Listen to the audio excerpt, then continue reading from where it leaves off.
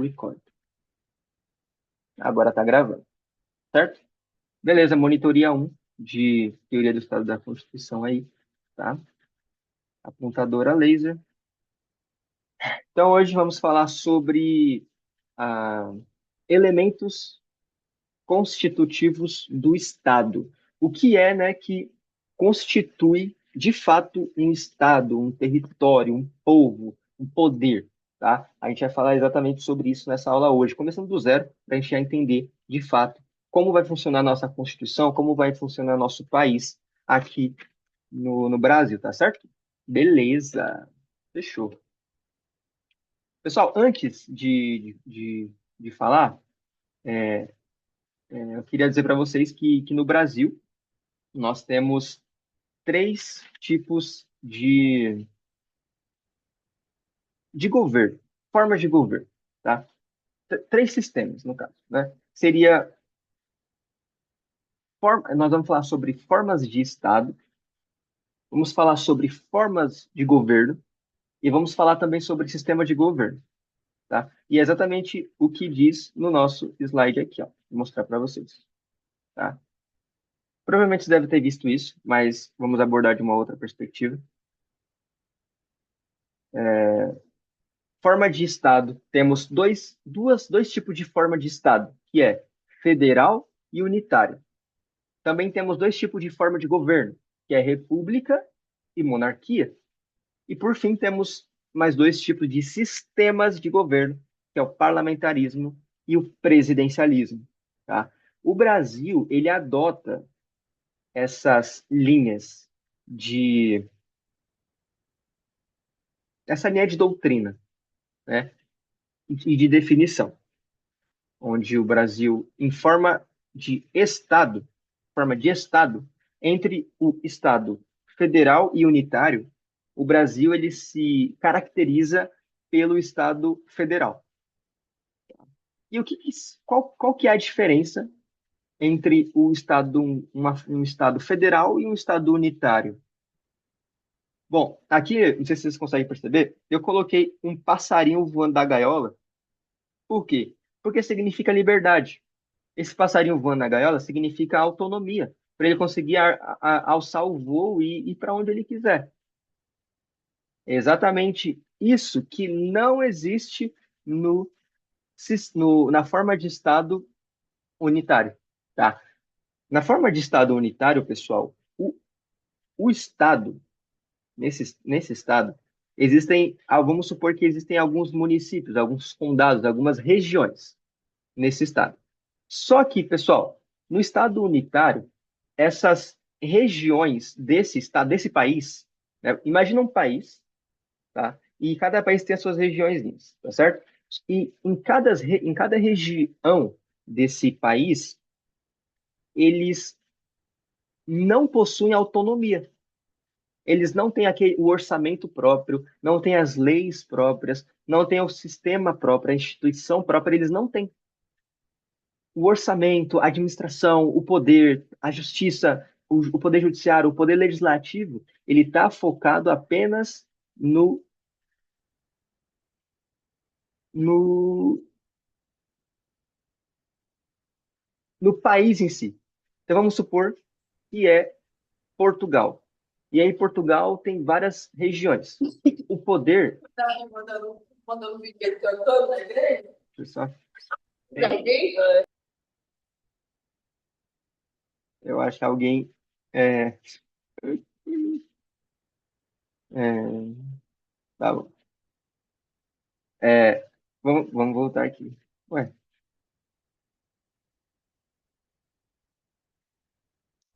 que bugou. Olha, até bugou o meu zoom aqui, ó. Mas beleza.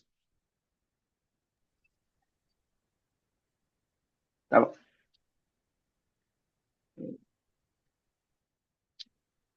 Enfim, voltando aqui à linha de raciocínio. Opa, peraí. É, tá, vou voltar aqui, porque eu tô perdido já. Vamos lá. Isso, né, o fato de o poder estar concentrado apenas no país e não nas regiões, caracteriza o Estado unitário. Agora, se a gente for para a forma de Estado do federal, já é totalmente diferente, pessoal. Opa. Na forma de Estado federal, é exatamente a forma de Estado que o Brasil ele adota. Tá? O que significa isso, pessoal? O poder ele não é concentrado apenas em uma figura. No unitário, o poder ele é concentrado, né, em uma figura, mas no federal, não. O poder ele é concentrado entre União, ele é concentrado também entre estados e também ele é concentrado entre municípios. O poder ele é dividido entre os Estados-membros. E outra característica, as regiões do Brasil, que é o caso do Brasil, eles possuem autonomia, diferente da forma de Estado unitária. Eles não possuem autonomia na unitária. As regiões não possuem autonomia. O único que tem autonomia é o poder central. Mas no Brasil, não. Todas as demais regiões possuem autonomia, possuem sua própria administração, possuem sua própria política, possuem seu próprio orçamento, suas próprias leis. Cada região do país tem sua própria característica. A União tem a sua, o Estado tem o seu. Por exemplo, se você for ver na Constituição, pessoal, se vocês forem ver na Constituição, quem é responsável pela canalização de gás são os Estados-membros. Se você for ver na Constituição, quem é responsável sobre legislar, quem é responsável sobre legislar sobre garimpo, sobre indígenas, é só a União. Outra questão, quem é responsável por legislar sobre questões locais é o município. Então, cada região do país possui a sua autonomia, a sua característica de, de legislar, de executar e de jurisdicionar. Tá certo? Essa é a característica da forma de Estado federal, beleza? E outra coisa que eu queria falar com vocês, o direito de secessão. O que significa direito de secessão? Direito de secessão, pessoal, é o direito de um Estado-membro se separar do Brasil, da República. Pode acontecer isso?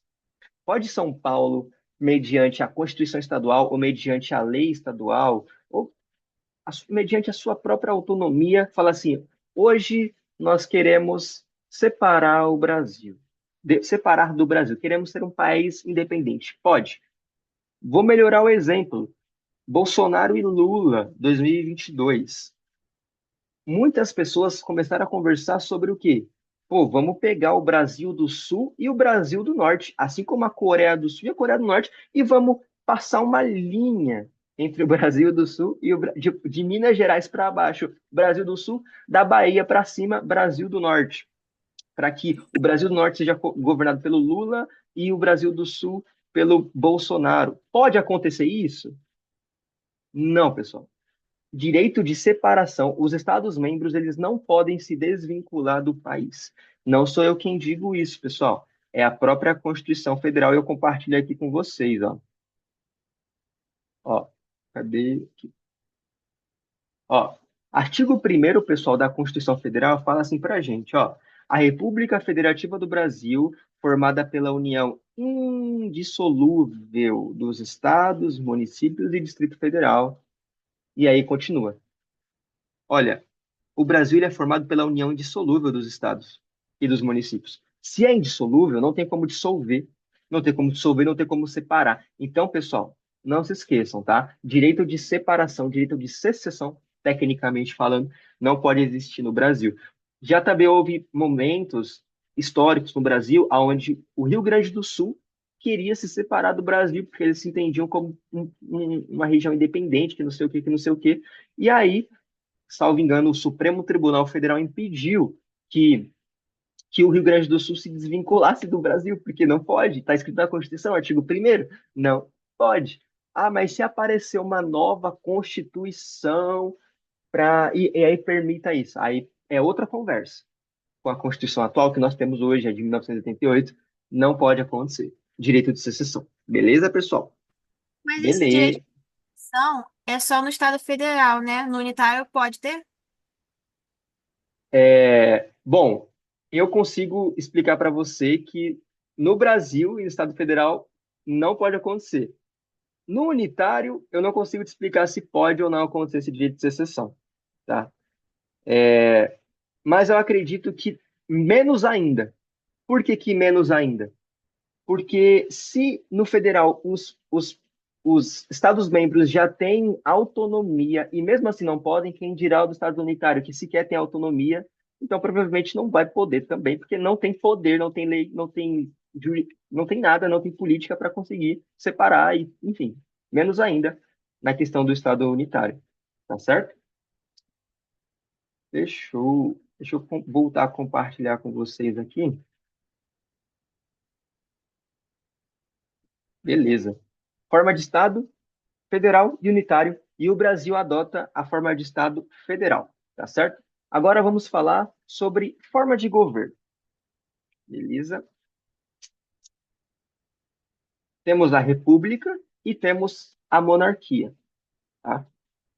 A república, pessoal, em latim, república, acho que vocês devem ter aprendido, se não vão aprender, significa res pública, que em português significa coisa pública, coisa do povo, pertence ao povo. República significa isso, pertence ao povo, né? Coisa pública. E é exatamente a forma de governo que o Brasil adota, república.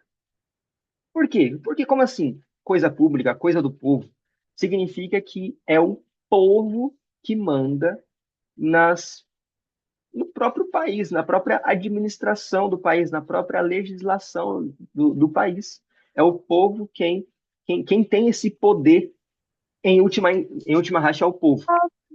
Mas de Não, que tá fazer visita. Não, é que eu vou mudar pra lá. Tem, mas é que a gente tava vendo os últimos detalhes do cara lá, porque ele tá pintando uma peça. Deixa eu mudar aqui. Vou falar. Pronto. Sanado o problema. Voltando a compartilhar aqui. Opa, até avancei um pouco. Opa, não.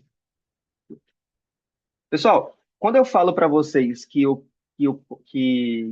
é a questão do povo que administra, eu quero dizer que é a questão que é indireto esse poder. Como assim indireto?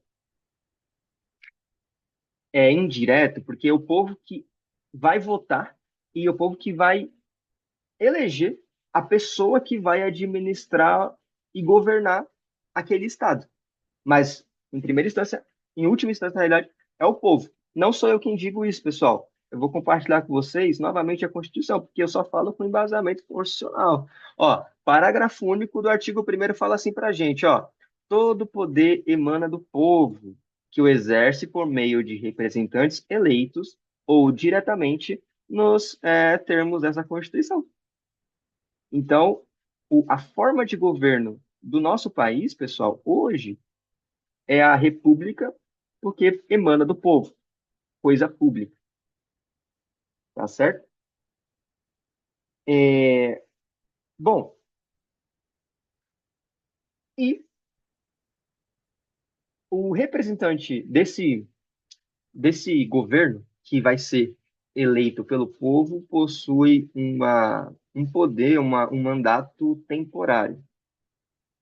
Diferente, pessoal, da própria monarquia, tá? A monarquia ali, ele é, né, questão de rei, rainha, imperador, não existe votação, não existe eleição, é tudo hereditário, tá certo? Não existe eleição. O reinado desse monarca, desse imperador, dessa rainha, enfim, acontece por toda a vida, tá? E normalmente, pessoal, hoje no mundo, o monarca, ele é aquele cara simbólico daquele país. Aquele cara que tem um valor histórico, cultural, daquele país. Hoje, pessoal, o monarca não tem poder algum na, ques- no, na condução política, jurídica de uma nação. quem tem esse poder não é o monarca, mas sim os próprios governantes. Se a gente for ver, por exemplo, o Reino Unido, Canadá, Portugal, salvo engano, também, eles. Deixa eu até parar de compartilhar o que eu quero falar agora, né? Meu momento de falar. Reino Unido, por exemplo, tem o rei, tá? O rei Charles, né? Enfim. Ele, pessoal, não tem poder nenhum de administrar o Reino Unido. Não tem esse poder de administrar. O poder que ele tem é aquele poder simbólico de representar o Reino Unido. Por exemplo, numa ONU, num, ele tem aquela característica de diplomacia, hoje o monarca, tá? Mas enfim, eu vou falar sobre isso com vocês daqui a pouco, mas queria já deixar essa introdução aqui com vocês, tá? Então, a principal característica e a diferença dos dois é que a monarquia não é temporária, é durante a vida inteira, é vitalício. A república não, é temporária, tá? Na república, quem manda é o povo, e quem elege é o povo, na monarquia não tem nada disso.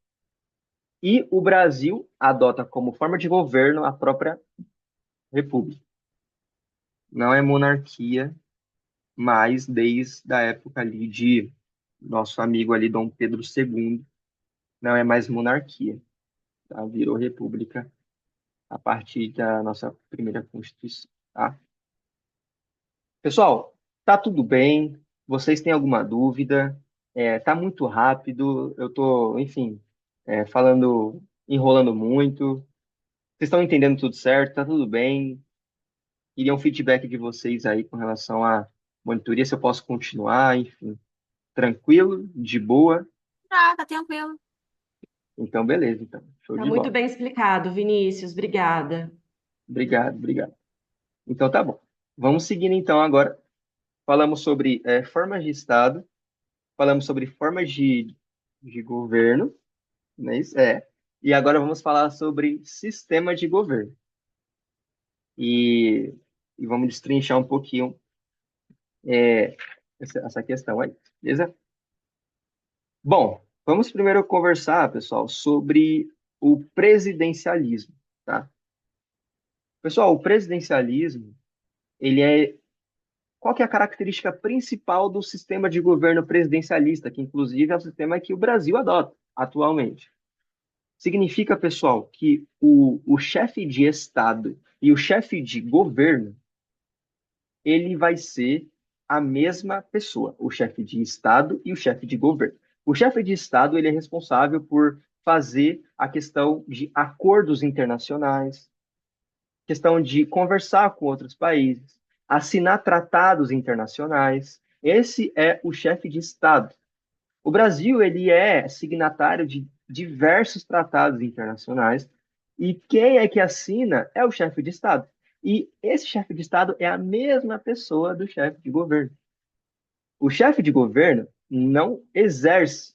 A característica do chefe de governo é administrar internamente o país. O chefe de Estado administra externamente o país e o chefe de governo administra internamente o país. Ou seja, ele que vai executar as leis, ele que vai elaborar o orçamento, ele que vai nomear ministros, ele que vai administrar internamente o país. Esse é o chefe de governo.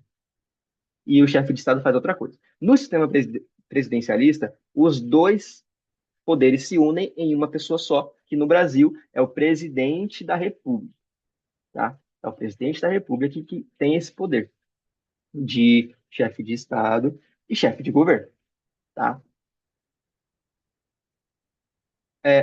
Na questão, pessoal, do parlamentarismo, é um pouco diferente. Como assim é um pouco diferente? Na questão do parlamentarismo, pessoal, o chefe de Estado, ele é diferente do chefe de governo. Porque o chefe de Estado, ele pode ser o monarca ou pode ser o presidente. Mas no chefe de Estado acontece, por exemplo, vamos lá para o Reino Unido, tá? Reino Unido ali. O chefe de Estado é o rei. O rei. Rei Charles, ele é o chefe de Estado. E quem é o chefe de governo dos países parlamentaristas, que é, por exemplo, Reino Unido, Portugal, Canadá? É o primeiro-ministro. Ele é o chefe de governo. O primeiro-ministro, pessoal, ele vai fazer aquilo que eu falei para vocês. Ele vai nomear pessoas, ele vai executar as leis, vai fazer orçamento, vai fazer política, vai consertar o asfalto, enfim. Esse aí é o primeiro-ministro, ele vai ser o chefe de governo, vai fazer licitação, enfim, vai administrar internamente o Estado e o chefe de governo, primeiro-ministro, no sistema parlamentarista, tá? Primeiro-ministro. Ele vai fazer isso, tá? E normalmente nos países parlamentaristas, quem é que elege, não, quem é que nomeia esse primeiro-ministro no sistema parlamentarista? Bom, normalmente acontece o seguinte: o monarca, o rei ou o presidente, ele vai chegar e vai indicar, vai nomear esse primeiro-ministro para ser o chefe de governo daquele estado. Vão chegar os outros parlamentares e vão votar e ver, será que esse primeiro-ministro vai fazer uma boa gestão? Se ele for aprovado, ele vira o primeiro-ministro, chefe de governo.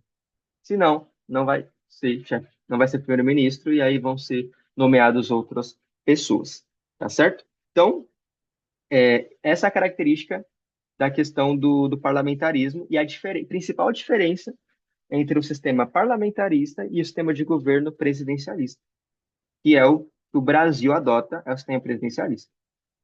Beleza? Show de bola. Deixa eu ver, eu tinha mais coisas para falar. Ou não? Será que eu falei tudo já?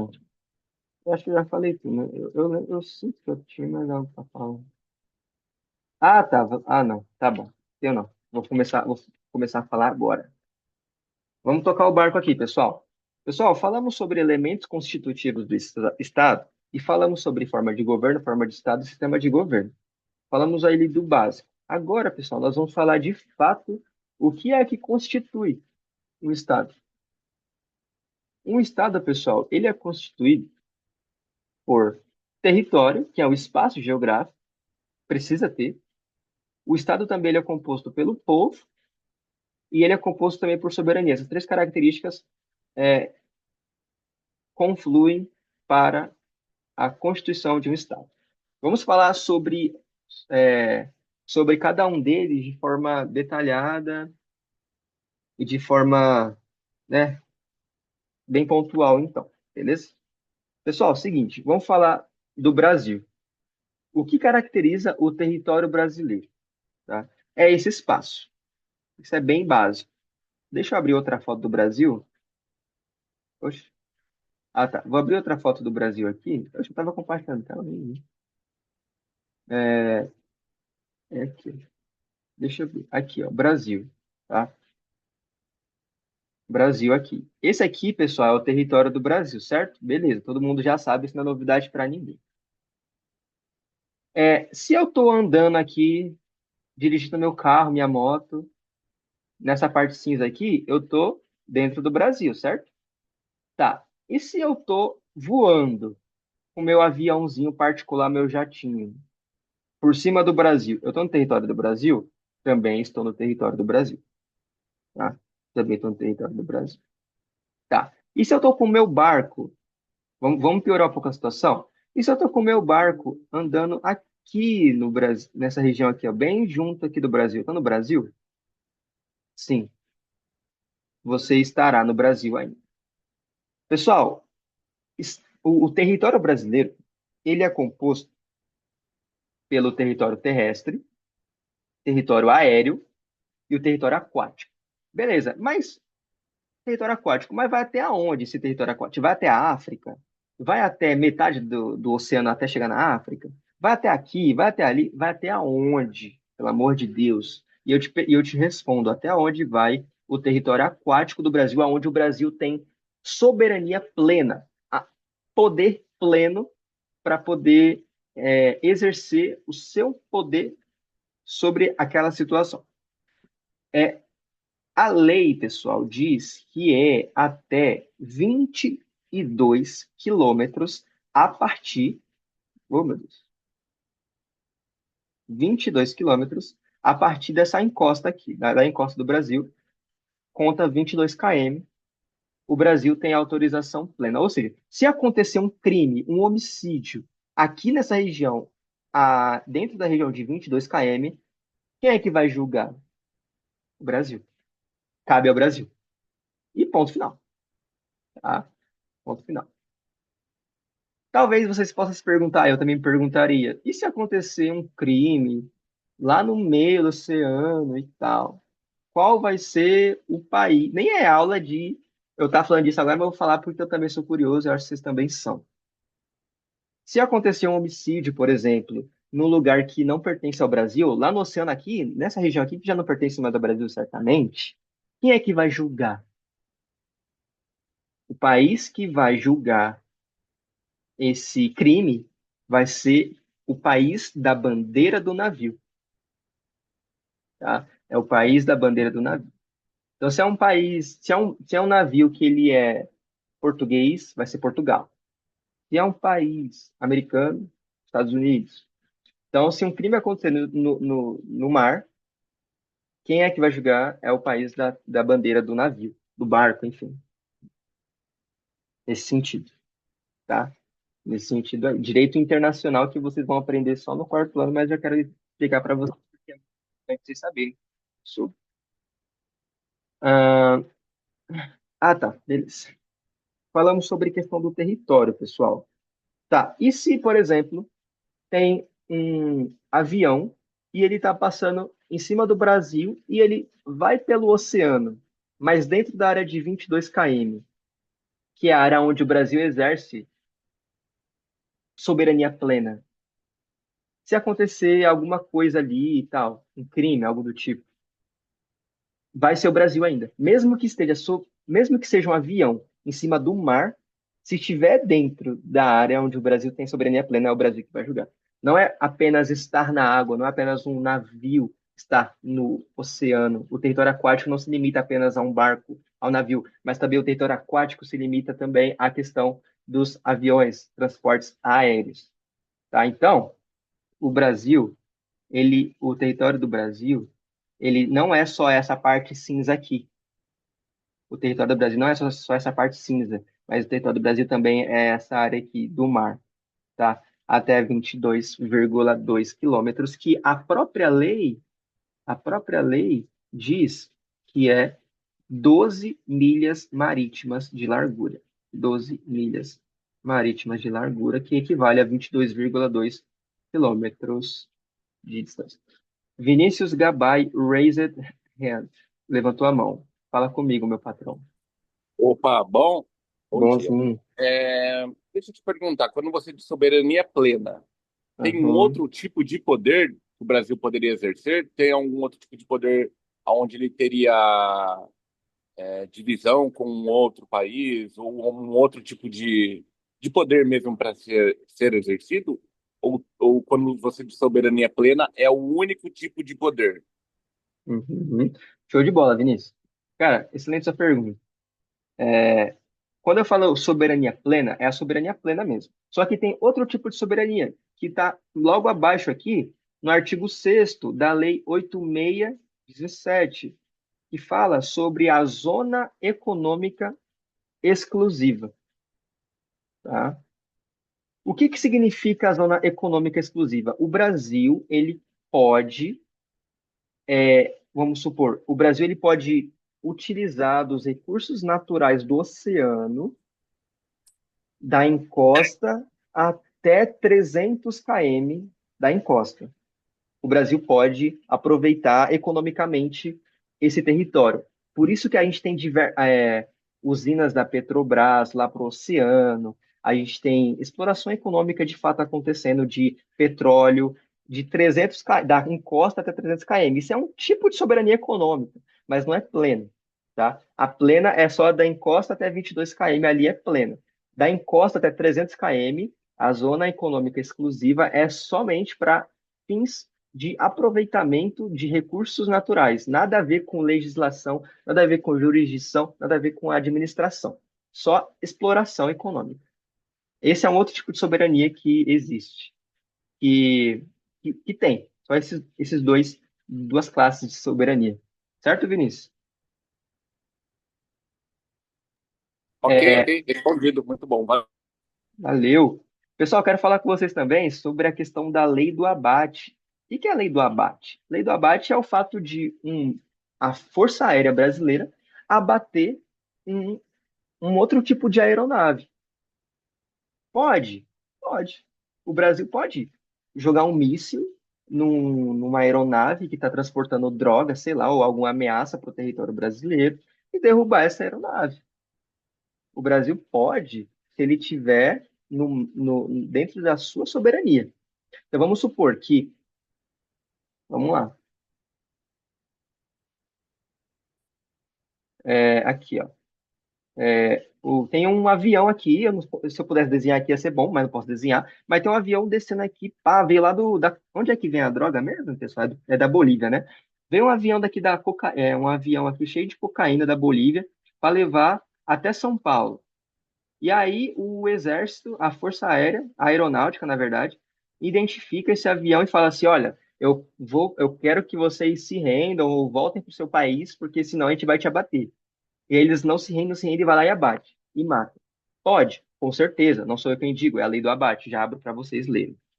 Só que, se acontecer também no mar, dentro da encosta 22 km, onde o Brasil tem soberania plena, o Brasil pode abater também algum outro tipo de aeronave? Também pode.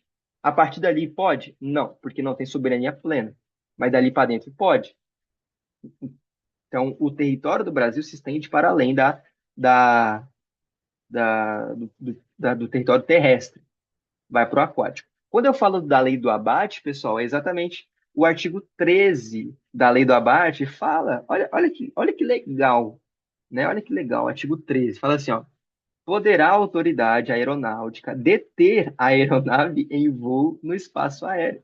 Deixa eu ver. Deter, quando em caso de flagrante desrespeito às normas de direito aeronáutico e de tráfego aéreo, e por aí vai. Qual lei é essa, pessoal? Se vocês quiserem anotar, tá? É a Lei 7565, tá? Lei do abate. Bem interessante, tá? A gente vai falar bastante sobre essa lei nos direitos fundamentais, sobre direito à vida. Será que o direito à vida ele pode ser suprimido por outro direito? Pode, em algumas circunstâncias. Mas, o que eu quero dizer é sobre o território do Brasil, tá? O território do Brasil, ele é mais do que a nossa compreensão de território terrestre. Ele vai além, tá? Vai além. Segunda característica, pessoal, segundo elemento constitutivo de um estado é o povo e população, mas é povo. População eu coloquei aqui só para poder diferenciar para vocês, mas não é população, não, é povo. Como assim, povo? Povo, pessoal, aquele grupo de pessoas que possuem uma identidade com relação àquele território. É aquela pessoa que possui nacionalidade brasileira. Aquele povo, ó, melhorando. Povo é aquela pessoa, aquele grupo de pessoas que possuem vínculo jurídico, político com um território.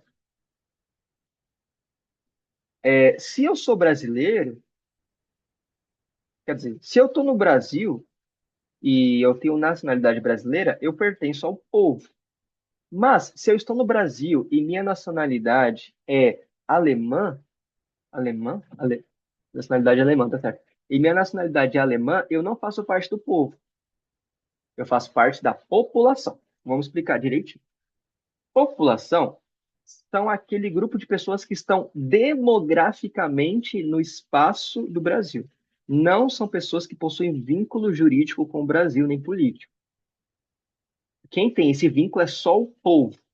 População é apenas as pessoas que estão no território do Brasil. Essa é a população. Então, se o alemão ele está no Brasil, ele não faz parte do povo, mas faz parte da população, tá? E eu, Vinícius, que sou brasileiro, eu faço parte do povo e faço parte da população também. Então, o povo tem que ter vínculo jurídico político com o território. A população tem que estar apenas no território, presente fisicamente ali, que já equivale à população. Então, o que caracteriza um segundo elemento do elemento constitutivo do Estado? É o povo. Para ter Estado, tem que ter povo, senão não tem Estado. Primeiro, território. Segundo, povo. Tá, e se eu tenho um território, se eu tenho um espaço, eu tenho que ter soberania. Porque se eu não tiver soberania, eu viro, entre aspas, pau mandado de outro país. Eu obedeço o que outro país falar. Isso não é Estado. Ali seria uma extensão de outro Estado. Mas se eu quero ser um Estado independente, eu tenho que ter soberania. Então, o terceiro elemento é a soberania, tá? Pessoal, a soberania, ela é dividida, tá? Entre o poder interno, soberania. Nossa, você tá. Peraí.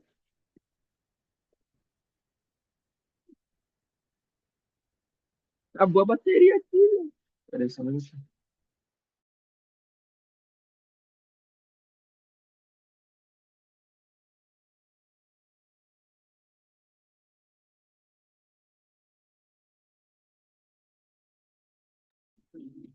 Pronto, liguei o computador na tomada.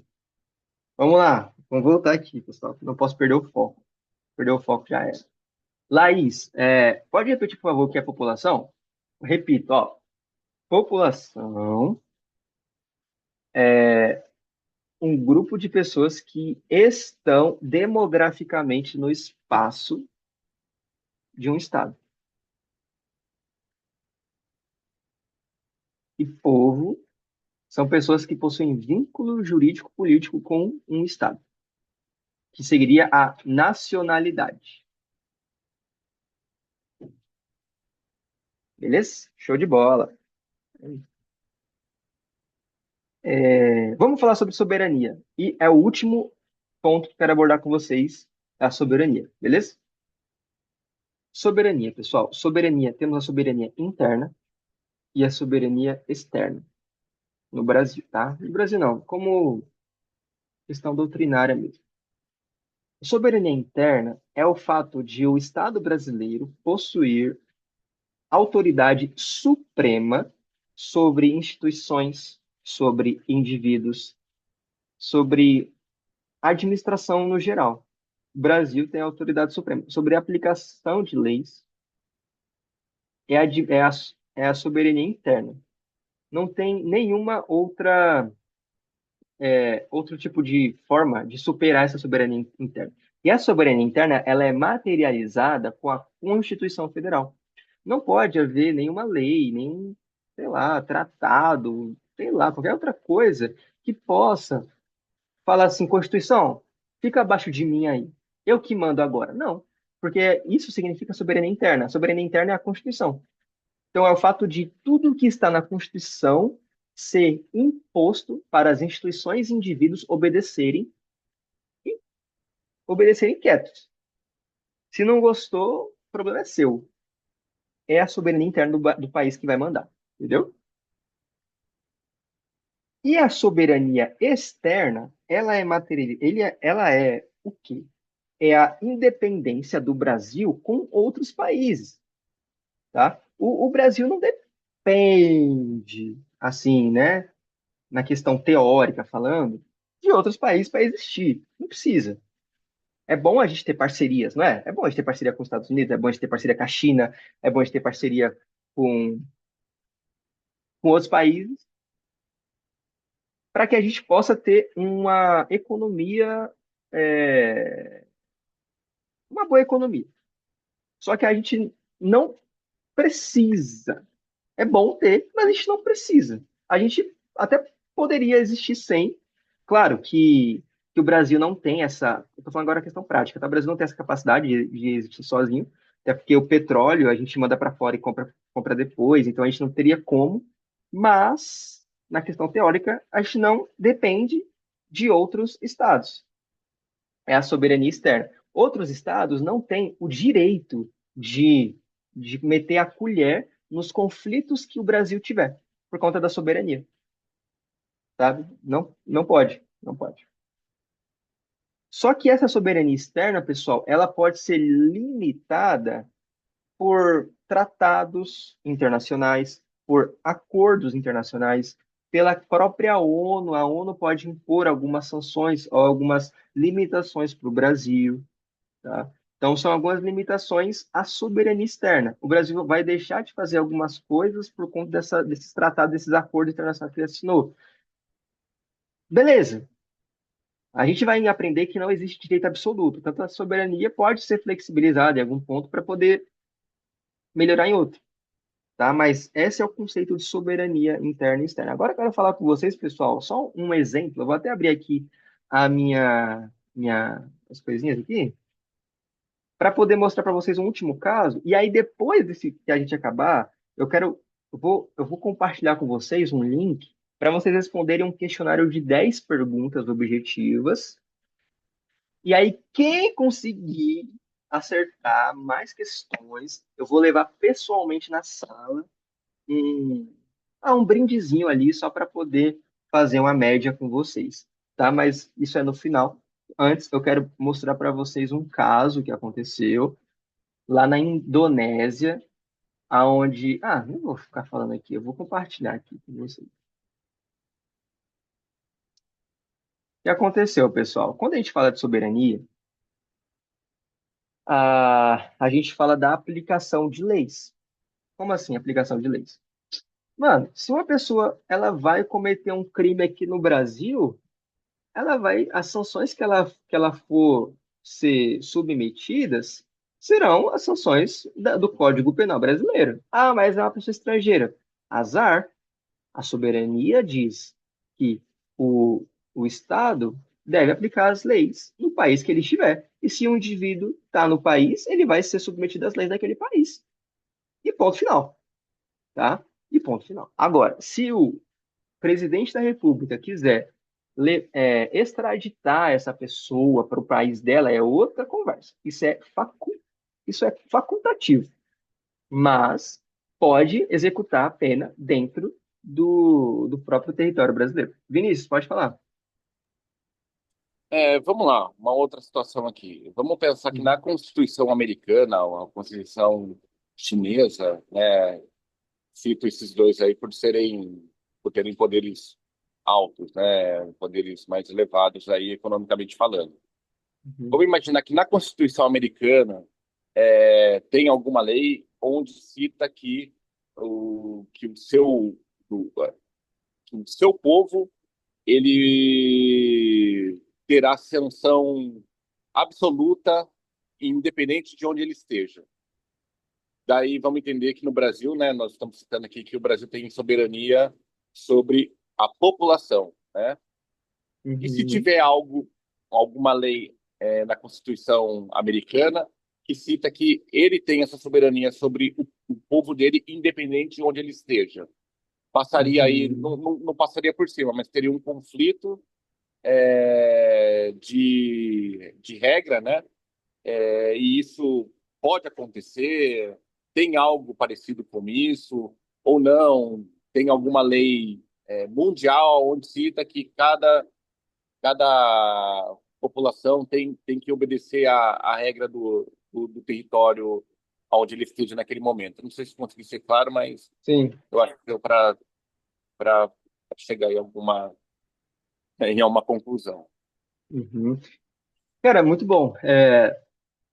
Se, por exemplo, os Estados Unidos fala assim, olha, na minha Constituição está dizendo que vai ser assim. E aí na Constituição do Brasil fala outra coisa, o que pode acontecer? Pode acontecer, um, por exemplo, os Estados Unidos começar a taxar os produtos de lá para o Brasil até ele conseguir ceder. Vamos colocar aqui um exemplo prático. Bolsonaro, tá? O Bolsonaro está na iminência de ser preso, tá? E aí, pessoal, tem gente que diz que não tem a ver, mas eu acho que tem.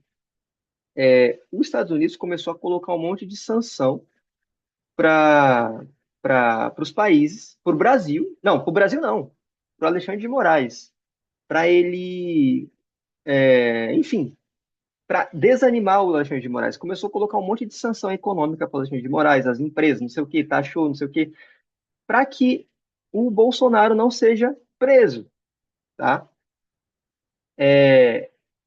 Aconteceu também num caso eu não sei, cara, se foi Paraguai, foi algum país da América do Sul, que o estava violando os direitos humanos, tá? Esse país estava violando os direitos humanos.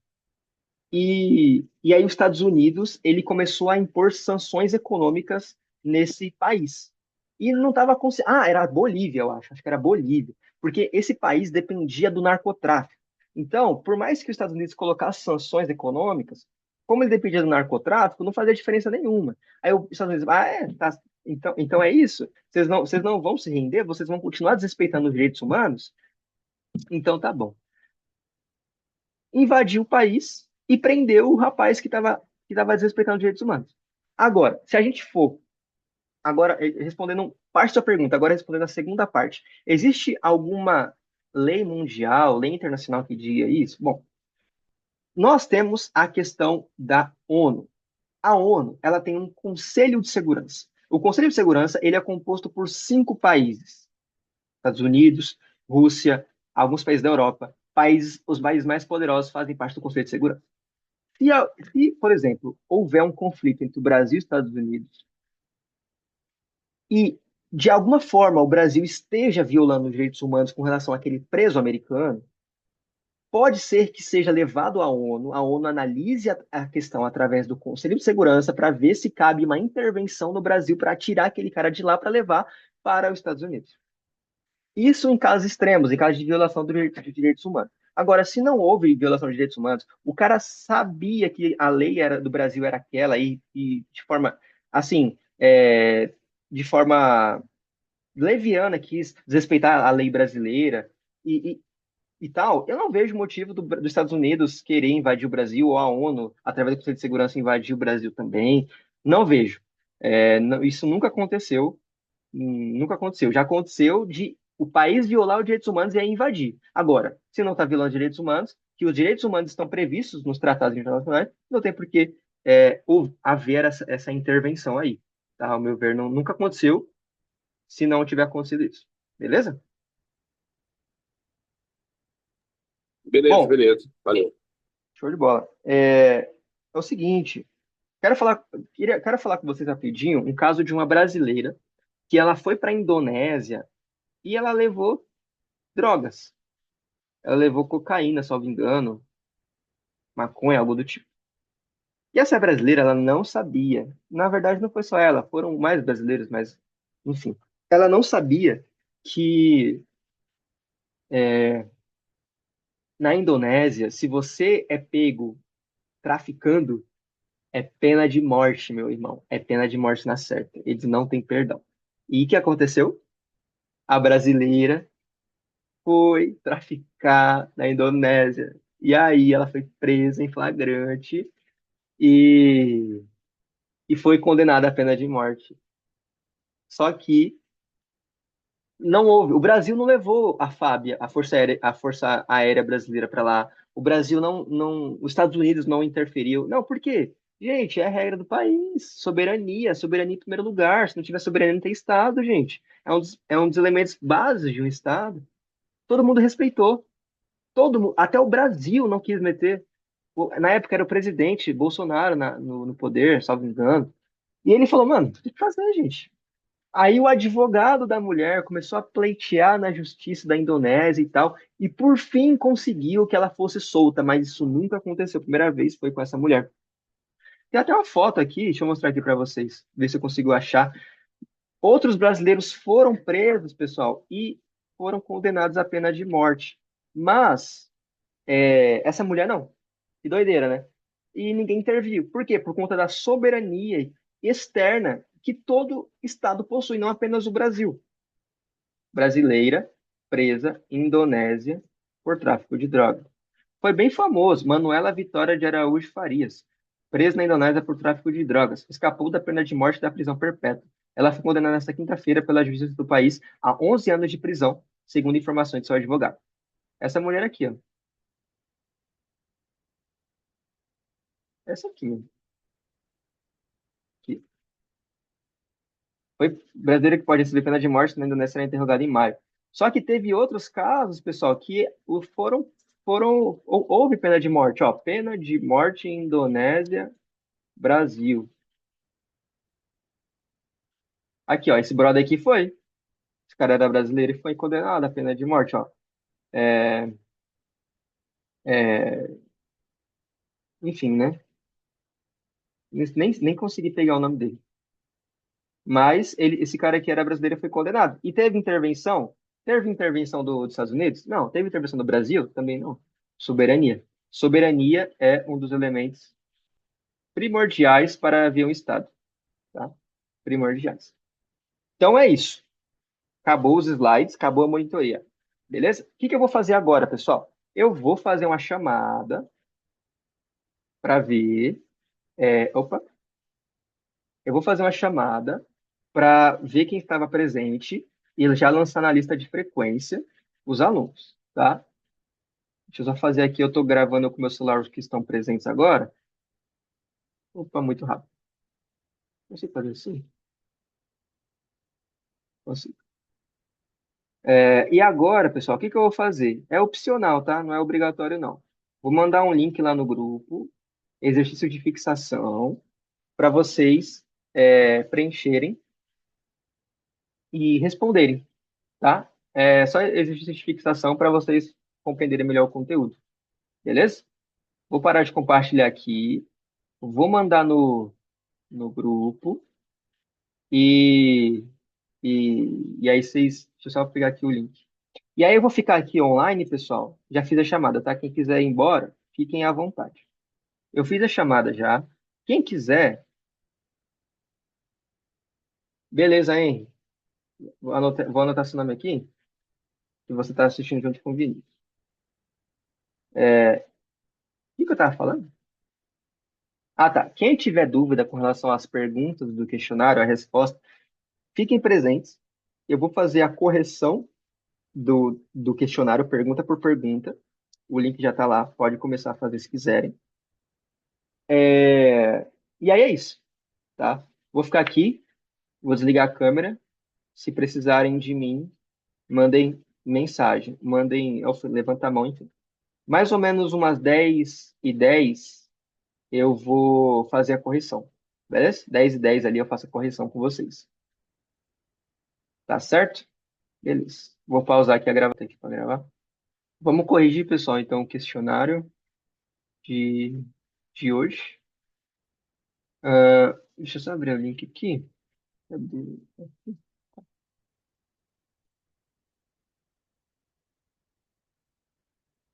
Aqui. Beleza. Vamos lá. Compartilhando a tela aqui com você. Deixa eu ver. Eu recebi alguma coisa? Devo ter recebido alguma notificação. Vamos lá, vamos lá, vamos lá. Formulário. Monitoria. Tivemos 27 respostas. Já vamos corrigir. Eu mando no grupo, tá? Quem foi que se destacou aí, tá? Vamos lá. Vou fechar aqui as respostas para, né, ninguém. Opa, como é que eu consigo fechar aqui? Preciso fechar. Resposta.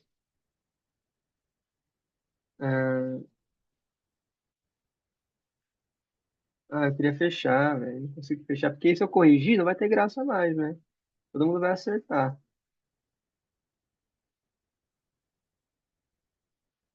Bom, tá, pronto. Eu acho que eu consigo, né? Meu, eu lembro que tinha a opção de fechar, velho.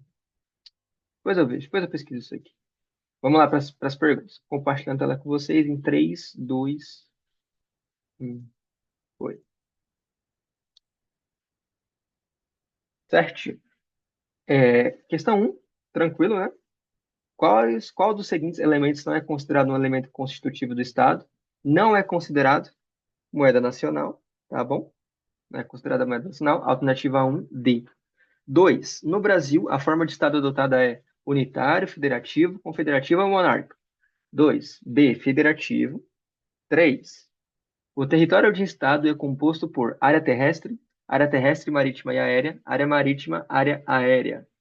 É a alternativa B. Terrestre, marítima e aérea. 4. A soberania é um conceito que se refere ao poder. 4, né? Concreto e independente do Estado, compartilhado com outros Estados, limitado ao território terrestre, exercido pelo Poder Judiciário? É a alternativa A, tá? Concreto e independente do Estado. 5. No Brasil, o sistema de governo adotado é parlamentarista? Não. presidencialista? Sim, porque é o que a gente conversou, tá? Tranquilo. Aí vai ficando mais difícil. Até a décima eu coloquei um pouco mais difícil. Vamos lá. Sobre a forma de governo do Brasil, é correto afirmar que é uma monarquia constitucional? Não, o Brasil não é uma monarquia, tá? O Brasil é presidencialista. É uma ditadura militar? Não mais. É uma república federativa? Sim. É uma confederação de estados? Não. 7. Sobre a soberania no direito brasileiro, é correto afirmar que a. Calma aí, deixa eu só ver aqui. Isso, tá certo. A soberania do Brasil é absoluta e não sofre qualquer limitação internacional. A soberania brasileira é exercida pelo Poder Executivo Federal. O Brasil não reconhece soberania de outros estados. A soberania brasileira é limitada por tratados internacionais e normas de direitos humanos.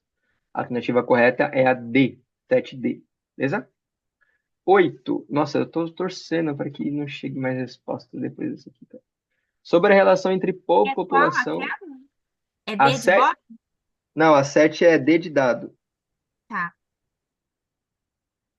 8. Sobre a relação entre povo, população e nação no Brasil, assinale a alternativa correta.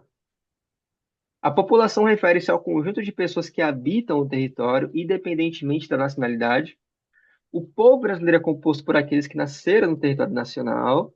Nação e povo são conceitos idênticos no direito brasileiro. A nacionalidade brasileira é concedida por meio de naturalização. Gente, essa aqui é um pouco mais difícil, mas a alternativa correta é a letra A de amor, tá bom? Beleza. 9. Sobre a forma de Estado federativo adotada pelo Brasil, é correto afirmar que A. Os Estados possuem soberania plena, podendo se separar da União a qualquer momento. B. Os Estados, o DF e os municípios são autônomos, mas não soberanos.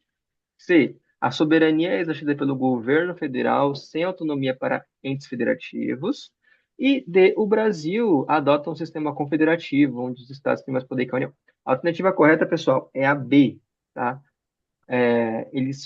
Os estados, os estados membros e os demais entes, eles são autônomos, mas não são soberanos. O único que é soberano, pessoal, somente o estado do Brasil mesmo, tá? A União, próprio país. Os estados membros não são soberanos.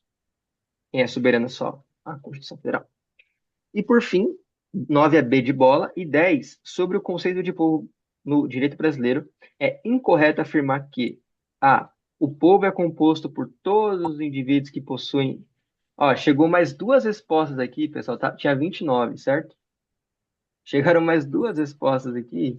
Agora tá com 31. Eu não sei se eu vou considerar essas duas que chegaram agora, essas duas últimas aqui, né? Mas tá bom, depois a gente conversa. Vamos lá. É que eu não consegui fechar, né, infelizmente. Enfim. Qualquer última, né? É incorreto afirmar. O povo é composto para só quem tem nacionalidade brasileira? B. É, tá. O povo inclui apenas os cidadãos que possuem capacidade eleitoral ativa. C. O povo é a base da soberania popular e da legitimidade do Estado. E D. O povo exerce seus direitos políticos por meio do voto e de outras formas de participação democrática. Pessoal, 10, tá? A alternativa B de bola, tá bom? A alternativa B de bola. O povo inclui apenas os cidadãos que possuem capacidade eleitoral ativa. É incorreto. Porque para pertencer ao povo não são aquelas pessoas que podem votar. Crianças também fazem parte do povo e não podem votar. Beleza? A alternativa incorreta é a B, B de bola. Tá? Alguém ficou com alguma dúvida com relação ao questionário? Alguma questão específica?